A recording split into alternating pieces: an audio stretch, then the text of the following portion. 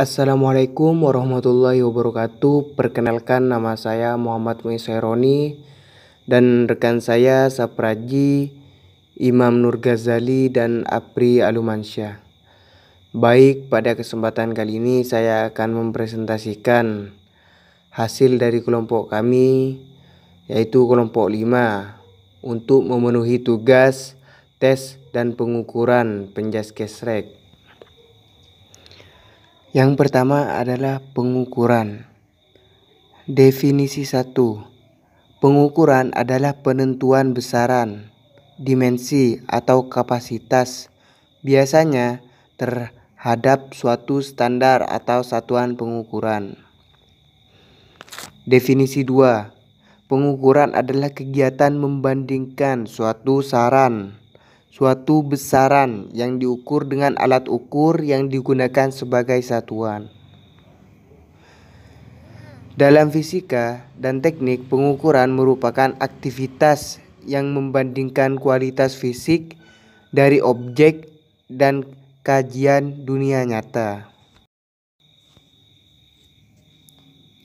Yang kedua adalah skala pengukuran. Skala pengukuran adalah sebuah acuan yang digunakan untuk menentukan panjang pendeknya interval yang ada dalam satuan alat ukur. Dengan menggunakan skala pengukuran, maka alat ukur yang digunakan akan menghasilkan data kuantitatif. Setelah proses pengukuran yang menghasilkan data kuantitatif yang berupa angka-angka tersebut, barulah kemudian ditentukan analisis statistik yang cocok untuk digunakannya. Data kategorik.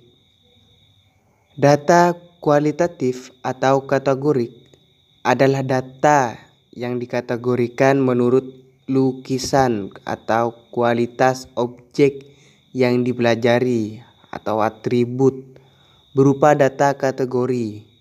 Data kategori merupakan data yang tidak berbentuk angka atau bilangan. Contoh 1. Keadaan gizi balita di suatu desa. 2. Jenis kelamin. 3. Tempat lahir. Dan keempat, pernyataan terhadap KB, setuju, kurang setuju, atau tidak setuju. Data kontinu. Data kontinu yaitu data numerikal yang nilainya dapat diukur sampai sekecil-kecilnya. Contoh berat badan, tinggi badan. Untuk ciri-ciri data kontinu yaitu diperoleh dengan cara mengukur bilangan cenderung desimal, biasanya dinyatakan dalam nilai rata-rata. Skala nominal. Skala nominal merupakan skala pengukuran paling sederhana atau tingkatannya paling rendah di dalam suatu penelitian. Skala ini hanya digunakan untuk memberikan kategori saja.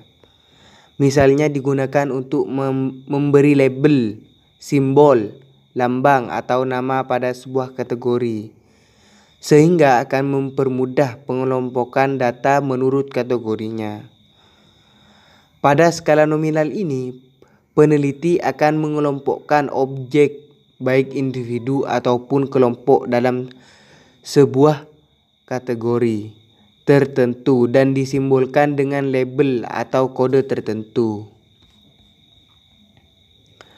Kemudian, angka yang diberikan kepada objek hanya memiliki arti sebagai label atau pembeda saja, dan bukan untuk menunjukkan adanya tingkatan. Agar lebih paham, berikut ini adalah ciri-ciri dari skala nominal.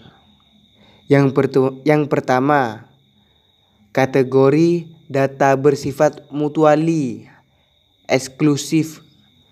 Yang kedua, kategori data tidak memiliki aturan yang logis.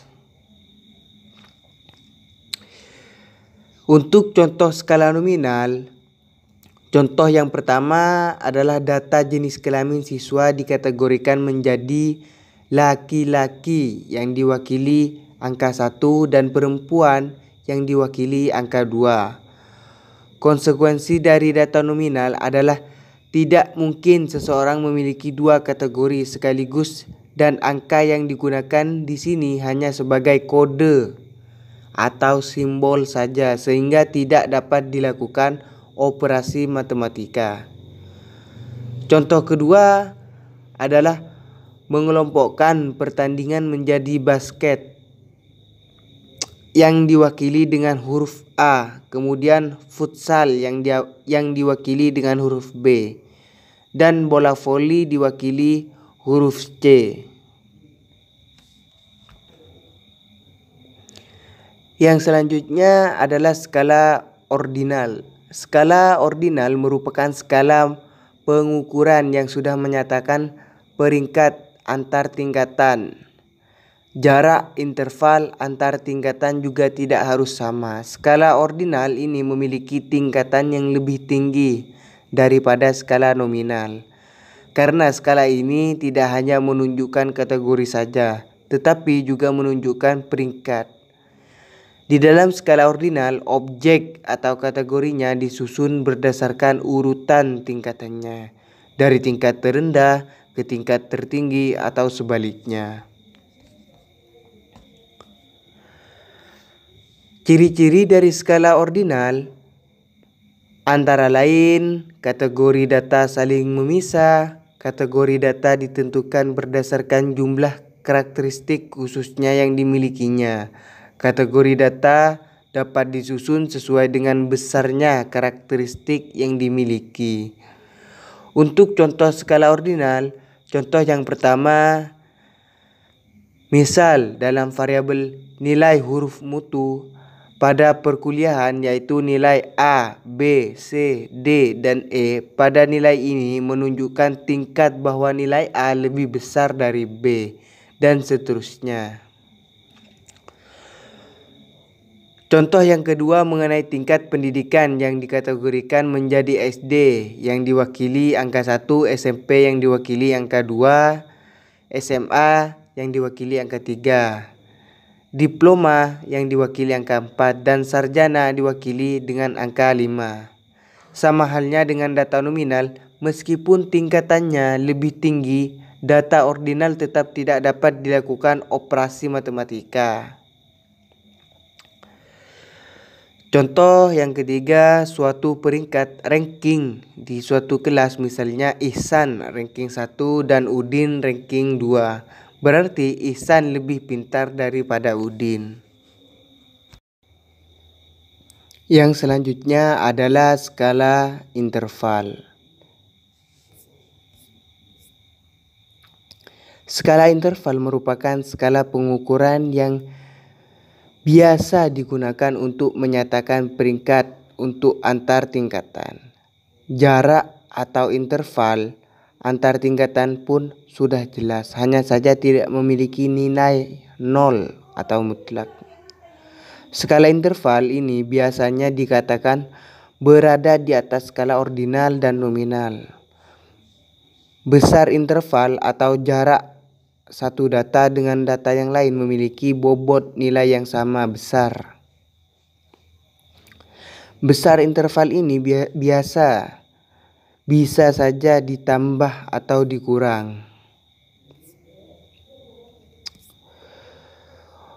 Untuk ciri-ciri dari skala interval, kategori data memiliki sifat saling memisah. Kategori data memiliki aturan yang logis.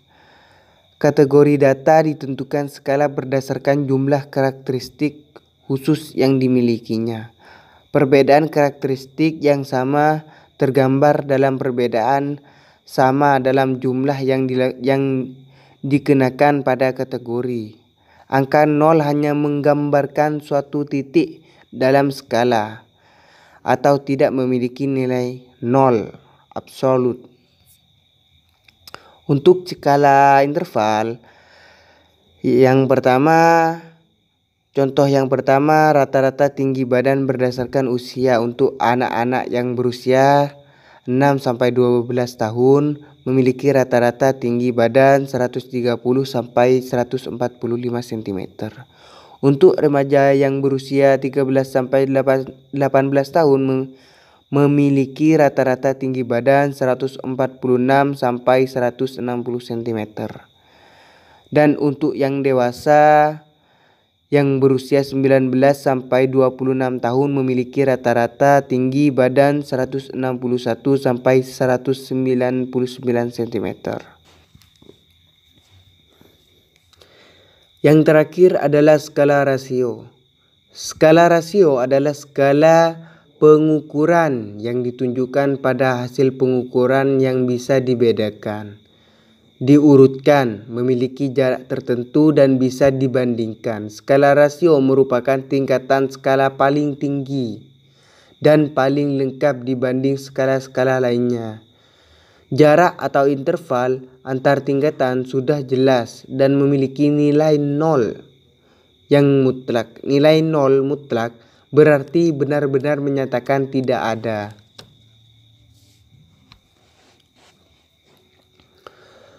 Contoh dari skala rasio. Contoh pertama, nilai raport siswa SMA di mana masing-masing siswa memiliki nilai yang berbeda, yaitu Muiz mendapatkan nilai 100 atau A, Cinta 80 atau B, dan Putri 60 atau C.